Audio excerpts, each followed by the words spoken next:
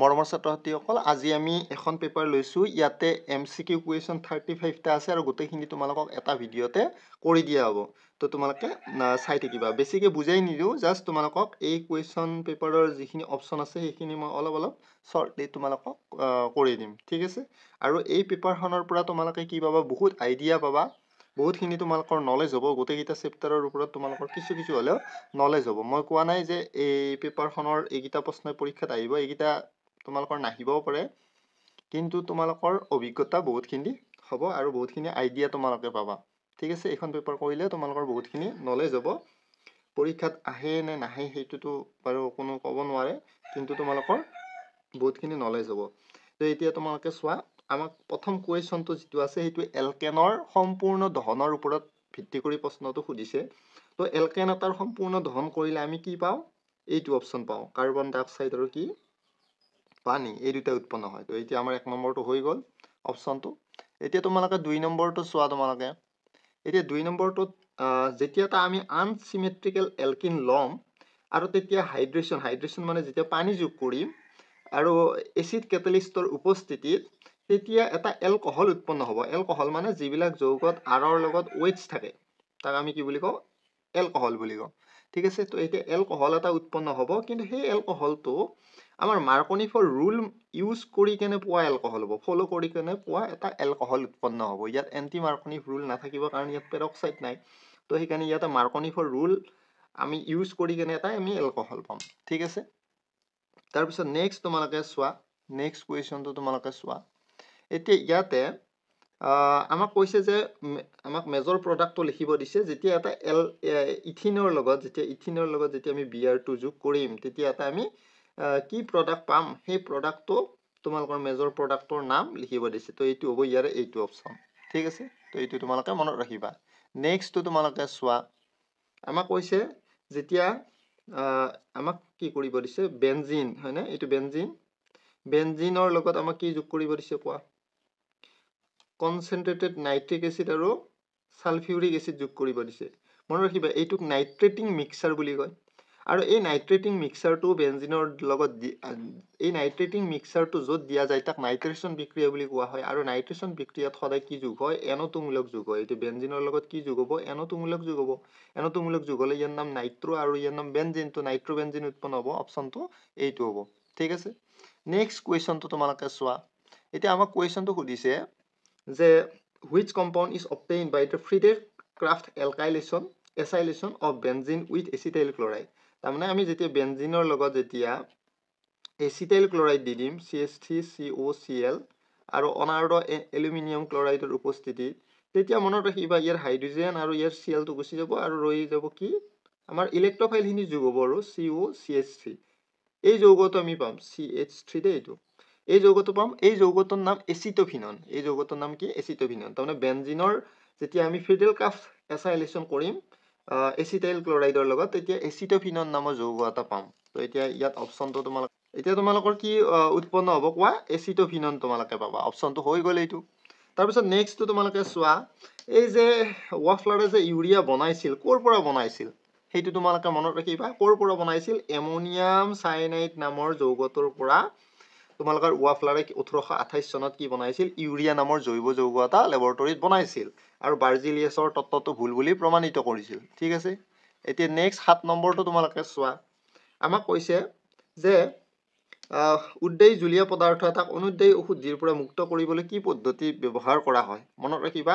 ডিষ্টিলেশ্যন পদ্ধতি ব্যৱহাৰ কৰা হয় পাতন পদ্ধতিৰে দুটা জুলীয়া পদাৰ্থ আমি বেলেগ টেম্পাৰেচাৰৰ কি কৰিব পাৰো সেপাৰেট কৰিব পাৰো তো ডিষ্টিলেশ্যন প্ৰক্ৰিয়া তাৰপিছত নেক্সটটো তোমালোকে চোৱা নেক্সট কুৱেশ্যনটো চোৱা আমাক কৈছে যে লাজাইন test for nitrogen is positive মনত ৰাখিবা যেতিয়া আমি লাজাইনৰ পৰীক্ষা কৰোঁ তেতিয়া সেই লাজাইনৰ এক্সট্ৰেকৰ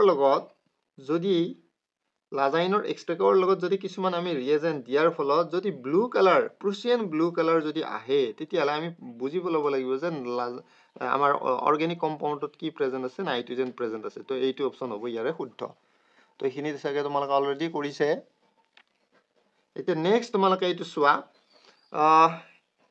আমাৰ লাজাইনৰ টেষ্টত লাজাইনৰ টেষ্টত লাজাইন এক্সট্ৰেক্টৰ লগত কি যোগ দিলে আমি হেলোজেন থকাটো আমি মানে আমাৰ অৰ্গেনিক কম্পাউণ্ডটোত মানে লাজাইনৰ এক্সট্ৰেক্টত হেলোজেন থকাটো আমি কনফাৰ্ম কৰিব পাৰোঁ, হেলাইডৰ উপস্থিতি কনফাৰ্ম কৰিব পাৰোঁ।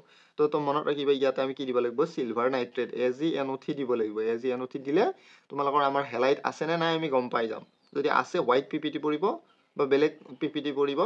সো তো যদি নাই হেলোজেন তেতিয়াহ'লে কোনো ধৰণৰ প্ৰেচিপিটেট নপৰে। তো এতিয়া কোনটো ৰিয়েজনৰ সহায়ত আমি উপস্থিতিটো সাব্যস্ত কৰিব পাৰোঁ, চিলভাৰ নাইট্ৰেট সলিউশ্যন। ঠিক আছে, নেক্সট তোমালোকে চোৱা, এই যে প্ৰভাৱ আছে এই প্ৰভাৱটো আচলতে এটা কি হয়, এইটো প্ৰভাৱ হয়। মনত ৰাখিবা, এইটো ভালকে মনত ৰাখিবা অপশ্যনটো। ঠিক আছে, এতিয়া তোমালোকে কৈছে যে এতিয়া most stable dish হৈ গ'ল। এতিয়া most বিলাকক কয় এইটো হ'ব ইয়াৰে অপশ্যন, শুদ্ধ এনচাৰ। কাৰণ ইয়াতে তোমালোকৰ কি আছে, ইয়াতে তোমালোকৰ ৰেজনেন্স হ'ব। আৰু চাবা যেতিয়া কাৰ্বকেটায়ন হয় তেতিয়া ঘটনাটো বেলেগ হয়, আৰু কাৰ্বএনায়ন বস্তুটো উল্টা হৈ যায়। তো সেইকাৰণে অলপমান তোমালোকে ভালকে এইখিনি কনচেপ্ট ল'বা। কাৰ্বকেটায়নৰ ক্ষেত্ৰত বেলেগ, কাৰ্বএনায়নৰ ক্ষেত্ৰত যিটো অৰ্ডাৰ আছে most stable যিটো কাৰ্বকেটায়ন বা কাৰ্বএনায়নৰ দুইটাৰে ষ্টেবিলিটি অৰ্ডাৰটো অলপ উল্টা হ'ব, মানে বেলেগ বেলেগ টাইপৰ হ'ব। তো সেইকাৰণে দুইটা চিৰিজ তোমালোকে ভালকে চাই ল'বা। মই ইয়াতে জাষ্ট এনে দি দিছোঁ। আমাৰ এতিয়া মনত ৰাখিবা এই যিটো অক্সিজেন আছে, অক্সিজেনৰ জেনেৰেলি জাৰণ সংখ্যা কিমান, অক্সিডেশ্যন নাম্বাৰ -2 হয়। কিন্তু ইয়াতে তোমাৰ কি হ'ব জানানে, -1 হ'ব। এইটো কিন্তু মনত ৰাখিবা। ঠিক আছে, এইটো অপশ্যন হ'ব ইয়াৰে শুদ্ধ। তাৰপিছত নেক্সটটো তোমালোকে চোৱা যে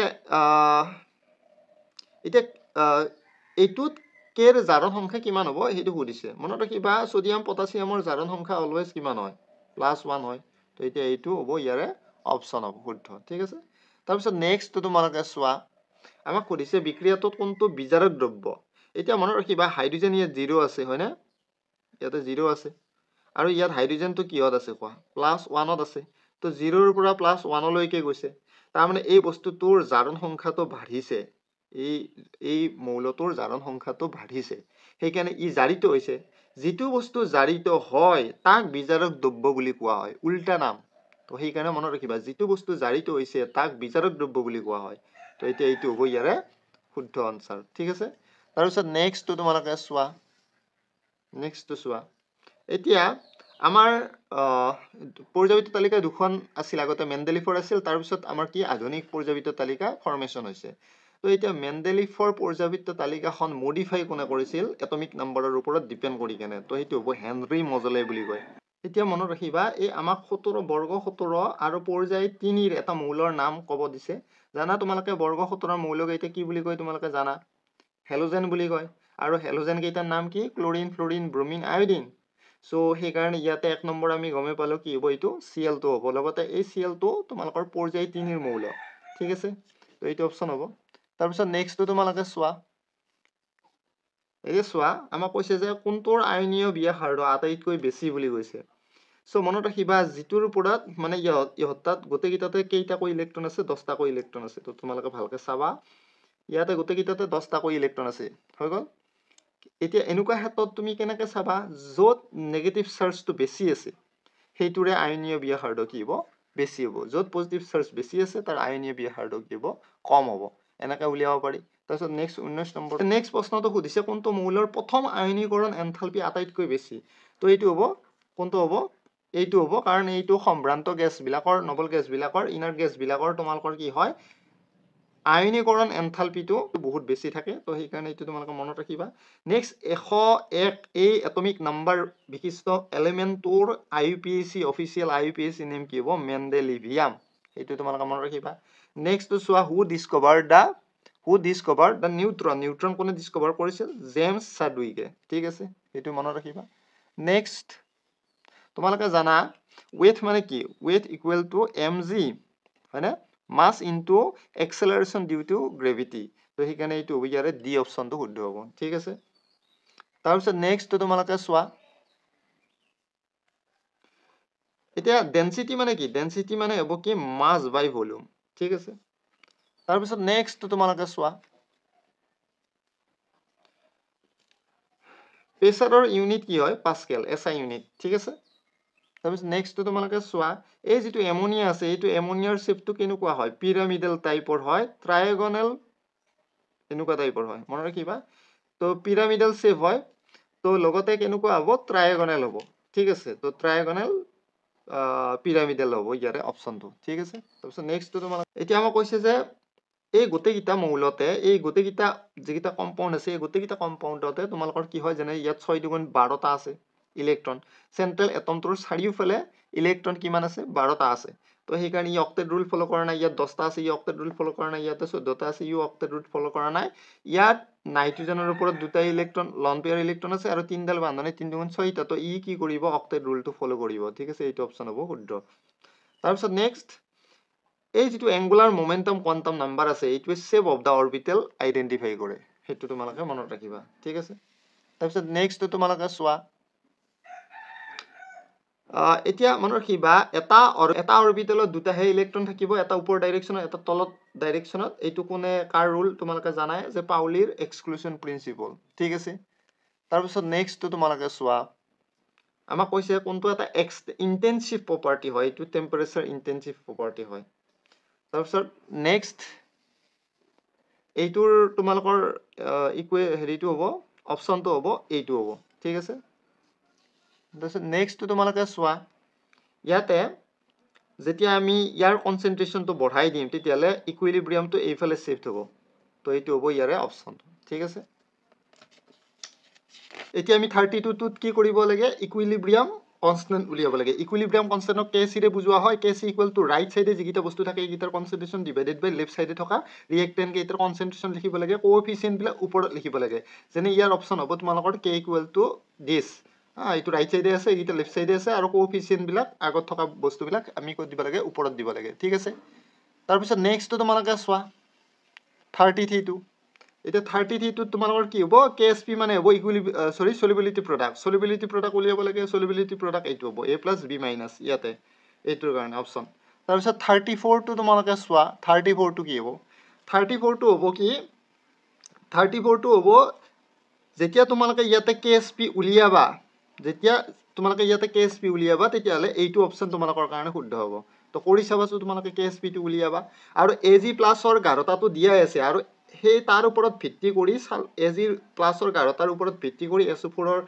2 - ৰ গাঢ়তাটো তোমালোকে কম্পেয়াৰ কৰিব লাগিব কৰি উলিয়াব লাগিব উলিয়ালে তোমালোকে এইখিনি বস্তু পাই যাবা ইয়াতে KSP পাই যাবা তাৰ পিছত নেক্সট 35 টো তোমালোকে চোৱা আমাক কৈছে যে তলৰ কোনটো এটা বাফাৰ ড্ৰপৰ উদাহৰণ হ'ব এইটো এটা বাফাৰ সলিউশন হয় মনত ৰাখিবা ঠিক আছে 35 টা কোৱেশ্চন তোমালোকক মই কৰি দিলো সো এইগিটা তোমালোকে এনেকুৱা আৰু বহুত পেপাৰ চাব লাগিব তোমালোকে কলেজত যিবিলাক পঢ়াইছে সেইবিলাকো বহুত ধুনীয়াকৈ চাব লাগিব চালে তোমালোকৰ কি হ'ব তেতিয়া হলে তোমালোকে বহুতখিনি আইডিয়া পাবা অকল এখন পেপাৰ কৰি কেনে তোমালোকে কেতিয়াও সাকসেসফুল হ'ব নোৱাৰিবা সো এনেকুৱা বহুত কোৱেশ্চন তোমালোকে চাব লাগিব আজি মই কেইটামান কোৱেশ্চন কৰি দিলো এই 35 টা কোৱেশ্চন কৰি দিলো সো তোমালোকে চাবা